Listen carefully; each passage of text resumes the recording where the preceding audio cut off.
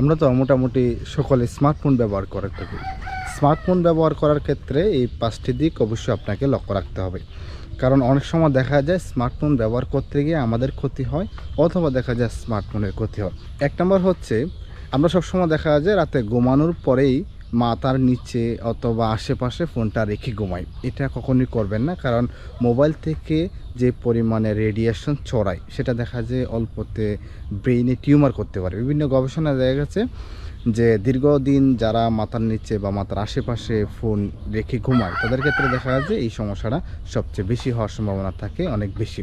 2 নম্বর হচ্ছে, আমরা যারা লং টাইম কথা বলি, বিশেষ করে স্মার্টফোনের ক্ষেত্রে, বড় ফোনের ক্ষেত্রে, তাদেরকে অবশ্যই ইয়ারফোন অথবা হেডফোন ব্যবহার করতে হবে। কারণ দীর্ঘ সময় ফোন যদি আমরা ব্যবহার করে থাকি বা কথা বলে থাকি, তাহলে দেখা যায় কানের কাছে যখন ফোনটা থাকবে তখন ফোনটা গরম হয়ে যাবে, সাথে কানও গরম হয়ে যাবে, অথবা কথা বলতে বোরিং ফিল হবে।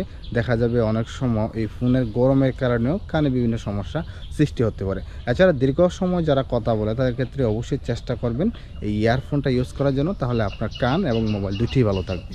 3 নম্বর হচ্ছে, দরকার ছাড়া কখনো আপনার ওয়াইফাই, ডাটা বা ব্লুটুথ কখনো চালু করে রাখবেন না। কারণ যদি এগুলো চালু করে রাখেন তাহলে আপনার চার্জ দ্রুত শেষ হয়ে যাবে, মোবাইল দ্রুত গরম হয়ে যাবে। এক্ষেত্রে দেখা যাবে যে আপনার সময়টা অনেক বেশি কমে যাচ্ছে, চার্জ লেভেলটা কমে যাবে, মোবাইল গরম হয়ে থাকবে।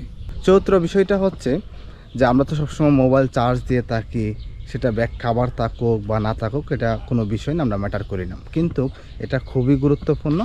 অবশ্যই আপনারা চেষ্টা করবেন যখন ফোনটা চার্জ দিবেন তখন অবশ্যই যেন আপনার ব্যাক কভারটা খুলে রাখেন। কারণ ব্যাক কভারটা যদি আপনি খুলে রাখেন তাহলে আপনার ফোনটা ভালো থাকবে, আপনার চার্জিং অবস্থাটা খুব ভালো থাকবে।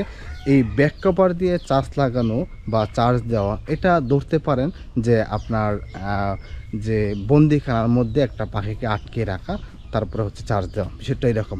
লাস্ট এবং 5 নম্বর হচ্ছে, আমরা তো এরকম অনেক মানুষ রয়েছি যে ফোনকে আপডেট করি না।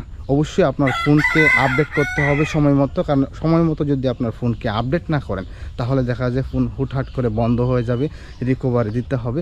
আপনার যে ডাটাগুলো ছিল সেই ডাটাগুলো চলে যাওয়ার সম্ভাবনা থাকবে অনেক বেশি। ধন্যবাদ। এই ছিল আজকের মতো ভিডিও। অবশ্যই সবসময় চেষ্টা করবেন আপনার ফোনকে আপডেট রাখার জন্য, এবং যে 5টি গুরুত্বপূর্ণ সেটিং বা 5টি গুরুত্বপূর্ণ উপায়ের কথা বললাম সেগুলো অবশ্যই অভ্যাসগুলো ঠিকঠাক পদক্ষেপগুলো রাখতে হবে। ধন্যবাদ সকলকে। এই ছিল আজকের মতো ভিডিও। অবশ্যই চ্যানেলটা সাবস্ক্রাইব করবেন, ফেসবুক পেজটা ফলো করে আমাদের সাথেই থাকবেন।